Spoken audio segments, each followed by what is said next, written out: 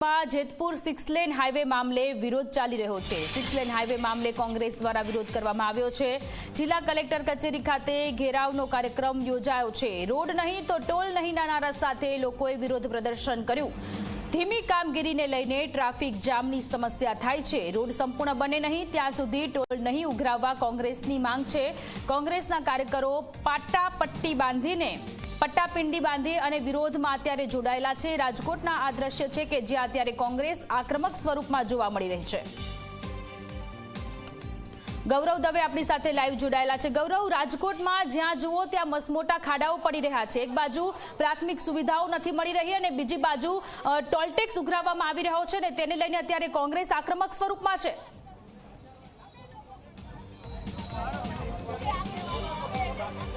ચોક્કસ જ સોનલ, રાજકોટ જેતપુર વચ્ચે જે 6 લેન હાઈવે બની રહ્યો છે ને તેને 1.5 વર્ષ છે તે થઈ ચૂક્યું છે। હજી 1.5 વર્ષ જેટલો સમય છે તે લાગશે, પરંતુ ક્યાંક દરરોજ ટ્રાફિક જામ અને ખરાબ રોડ રસ્તાને લઈ અને ટ્રાફિક જામની સમસ્યાઓ છે તે જોવા મળતી હોય છે।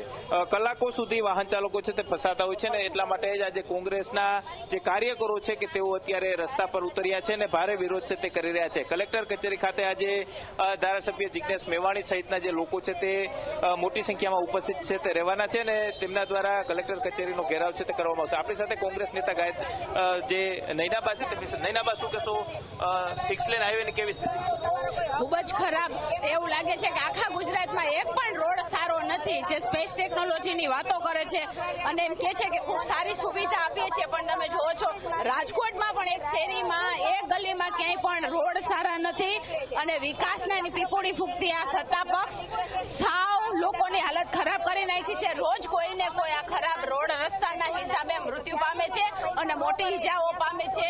તો લોકોને પણ વિનંતી છે કે આ ફક્ત અમારું નથી, તમારે પણ અવાજ બનવો પડશે ને તમારે પણ આગળ આવવું પડશે। આજે જે કલેક્ટર ઓફિસનો ઘેરાવનું જે આંદોલન કરી રહ્યા છીએ, પહેલા તો અમે કલેક્ટર સાહેબને એટલું કહેવા માંગીએ છીએ કે જ્યારે જૂનાગઢથી જ્યારે રાજકોટ બદલી થઈને આવ્યા છે તો એમને પણ આ બધી પરિસ્થિતિની ખબર જ છે। કહેવાનો અર્થ એટલો છે કે ભાજપ સરકારનું આ ટોલ નાકું હોય એવું અમને દેખાય છે, કારણ કે પ્રજા જ્યારે રોડ ઉપર નીકળતી હોય, જેની કિંમતી ગાડીઓ હોય, એક્સિડન્ટો થાય, એવો કઈ એક પ્રશ્ન બને છે તો તમે શેના માટે ટોલ નાકું ઉઘરાવી છો? કોઈ પણ જાતની તમે સગવડતા તો પ્રજા માટે દઈ નથી શકતા। તો જનતાને પણ અમારી એટલી કોંગ્રેસ દ્વારા વિનંતી છે કે તમે પણ ખુલી અને આવો।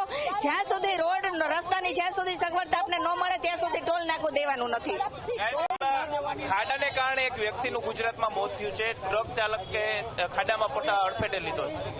ખાસ તમે જોશો કે આવા રોડ રસ્તાના હિસાબે ઘણા બધા અકસ્માતો થયા છે અને ઘણા બધા લોકોના જે છે એ મૃત્યુ પણ થયા છે।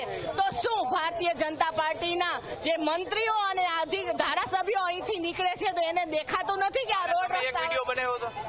કાલે મેં બગોદરાથી એટલે કે અમદાવાદથી રાજકોટ આવતા બગોદરા પાસેનો જે પુલ જે છે એનો વિડીયો મેં બનાવીને મૂક્યો હતો। એના માટે મેં નેશનલ જે ઓથોરિટીના જે સક્ષમ અધિકારી જે સિંઘ સાહેબ છે એની સાથે પણ મેં વાત કરી હતી કે જે લોકો માટે થઈને જે પૈસા ફાળવવામાં આવે છે તો આ પૈસાનું અહીંયા જો રોડ આવો હોય તો એનું કહેવાનું એવું છે કે 15 તારીખે આ જે મોટો જે પુલ છે એ ખુલવાનો છે, એટલે એનું ઓપનિંગ કરવાના છે। તો ત્યાં સુધી શું લોકોની જાનમાલની જે થાય એની જવાબદારી કોની છે?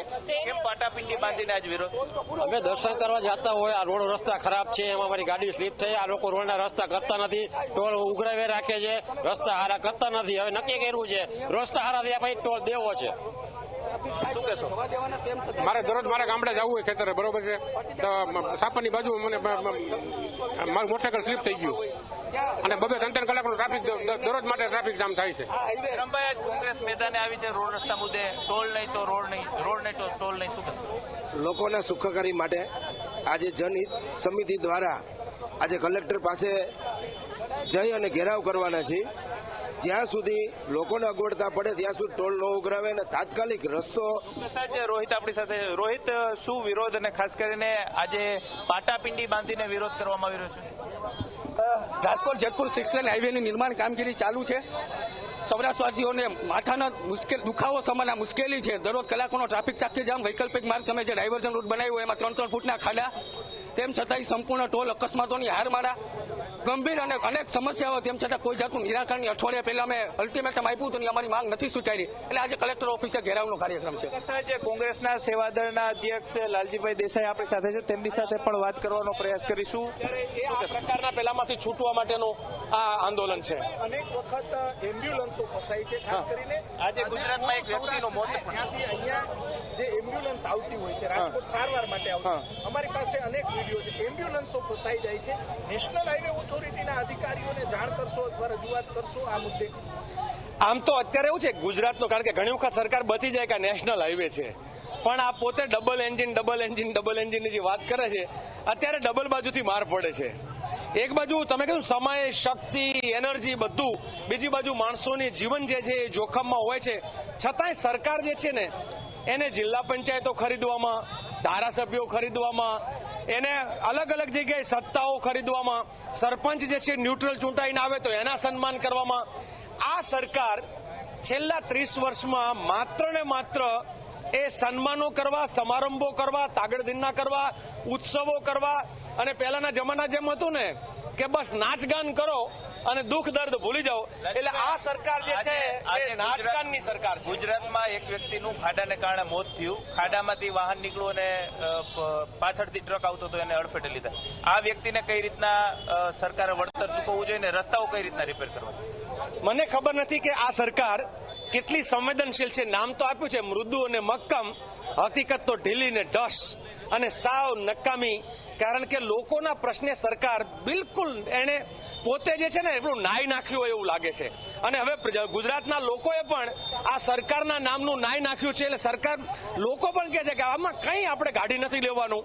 સવાલ એ થાય કે તમે જુઓ આખા ગુજરાતમાં એ રોડની વાત હોય, પાણીની વાત હોય, અને આખા ગુજરાતમાં જ્યાં ને ત્યાં ગરીબોના આવાસની વાત હોય, દર ચોમાસું આવે તો તમારી ગટરોથી લઈ અને નાળાઓ ઉભરાય અને લોકો રાહ. એટલે આ સરકાર એ માત્ર ને માત્ર અવ્યવસ્થાની સરકાર. ગરીબો કો લૂંટો, મધ્યમ વર્ગને પૂરા કરી નાખો, નાના વેપારીઓને પૂરા કરી નાખો, અમીરોને ક્યાં ફાવે એવું છે એ માટેની સરકાર છે. એટલે આ ગુજરાતમાં અત્યારે પ્રજાનો રોષ છે. કોંગ્રેસ કઈ રીતના મેદાને આવશે? તમે જોશો આખા ગુજરાતમાં જ્યાં અત્યારે જે છે કોંગ્રેસના કાર્યકર્તાઓ ગઈકાલે દ્વારકામાં માત્ર રોડ રસ્તા નહીં, રોડ રસ્તા એ ચોક્કસ, પણ રોડ રસ્તાની સાથે સાથે આ ગુજરાતના જનતાના અનેક સવાલો, ચાહે અત્યાચાર હોય, ભ્રષ્ટાચાર હોય કે લોકોની જન સુવિધાના મુદ્દા હોય, કોંગ્રેસના કાર્યકર્તાઓ રસ્તા ઉપર ઉતરશે, લોકો સાથે લગાતાર લડશે. જ્યાં અમે તો એમ કહીએ છીએ કે જ્યાં પ્રજાની પીડા છે ત્યાં કોંગ્રેસના કાર્યકર્તાઓ એની પીડાની સાથે ઉભા રહેવા તૈયાર છે. જે કોંગ્રેસ મેદાને આવી છે અને ગુજરાતની અંદર અલગ અલગ જે વિસ્તારો છે કે તેની અંદર આ જ પ્રકારે વિરોધ છે તે નોંધાવી રહી છે. હાલ જે કોંગ્રેસના જે તમામ નેતાઓ છે તે એક બાદ એક અહીં પહોંચી રહ્યા છે. પાલભાઈ આંબલી આપણી સાથે છે, તેમની સાથે વાત કરી. શું કહેશો પાલભાઈ, ખરાબ રોડ રસ્તાને લઈને શું કહેશો? જે રીતે આઈઆરસીની ગાઈડલાઈન છે, ઇન્ડિયન રોડ કોંગ્રેસની ગાઈડલાઈન, એ મુજબ 80%થી વધારે રોડ જ્યાં સુધી તૈયાર ન થાય ત્યાં સુધી ટોલ ટેક્સ ઉઘરાવી ન શકાય. બીજું, આ રોડ જે છે એ જેતપુરથી જુનાગઢ વચ્ચેનો જ ભલે હોય, પણ ગીર સોમનાથ, જુનાગઢ અને પોરબંદર જિલ્લાના લોકો આવે છે, એમાં દર્દીઓ છે, કેટલી એમ્બ્યુલન્સો આવે છે. જે રસ્તો 1 કલાકે પહોંચાડે એની જગ્યાએ 3.5 કલાકે દર્દીઓ પણ પહોંચે છે. બીજું, આઈઆરસીની ગાઈડલાઈન મુજબ જ્યારે તમે ડાયવર્ઝન આપો છો તો એ પ્રોપર હોવું જોઈએ. માની લો કે લોકોના મોત થાય છે, કલાકો સુધી એમ્બ્યુલન્સો ફસાય છે, આનો ઉકેલ કેમ નહીં જો આટલી બધી ગાઈડલાઈનો છે?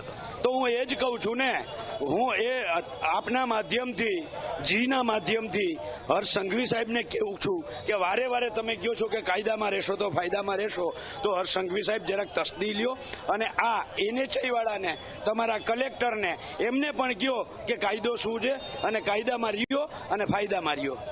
જે પાલ આંબલિયા હતા કે તેઓ પણ સ્પષ્ટ કહી રહ્યા છે કે જ્યાં સુધી નવા રોડ રસ્તાઓ અથવા તો જે ખાડા પડી ગયા છે તે હાઈવે રિપેર નહીં કરવામાં આવે ત્યાં સુધી રોડ નહીં તો ટોલ નહીંનું આખું અભિયાન છે તે કોંગ્રેસ દ્વારા ચલાવવામાં આવી રહ્યું છે. અને ખાસ કરીને આજે જિલ્લા કલેક્ટર કચેરીનો ઘેરાવ કરવા માટે થઈ અને ધારાસભ્યો પહોંચી રહ્યા છે. જિજ્ઞેશ મેવાણી છે તે ખુદ પણ આ વિરોધની અંદર જોડાવાના છે અને કોંગ્રેસના કાર્યકરો મોટી સંખ્યામાં અત્યારે રોડ ઉપર વિરોધ કરતા જોવા મળી રહ્યા છે. જી ગૌરવ, આભાર તમામ વિગતો માટે.